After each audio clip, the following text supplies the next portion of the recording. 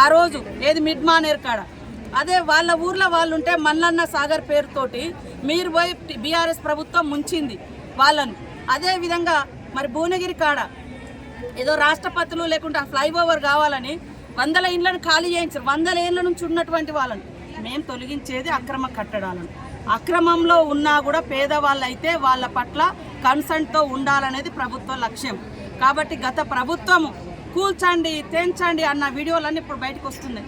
మీరు ఉన్నప్పుడేమో కూల్చేయచ్చు, మాట్లాడితే వాళ్ళను బందోబస్తు పెట్టి విపరీతంగా చేసి ఇవాళ మొసలి కన్నీరు గడుస్తున్నారు హరీష్ రావు, కేటీఆర్.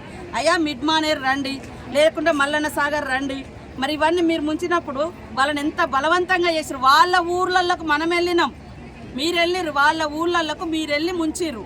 కానీ ఇక్కడ ఉన్న నాలాల మీద ఉన్న చెరువుల మీదకి వచ్చి మరి అక్రమ కట్టడాలు జరిగితే వాటి మీద ప్రభుత్వము యాక్షన్ తీసుకుంటుంది. కాబట్టి వాళ్ళను సెటిల్ చేస్తూ యాక్షన్ ముందుకు వెళ్లాల్సిన అవసరం ఉంది. ఇవాళ ఏ పాపం చేయనటువంటి వాళ్ళు, ఏ ఆక్రమణ లేనటువంటి వాళ్ళు ఇవాళ ఎందుకు మునిగిపోవాలి చెప్పండి. ఇప్పుడు కొంతమంది హైదరాబాద్ అంటారు, అరే నేను ఇది 3 కోట్లు పెట్టి కట్టుకున్నా కానీ వరద వచ్చి నా ఇల్లు మునిగింది. వరద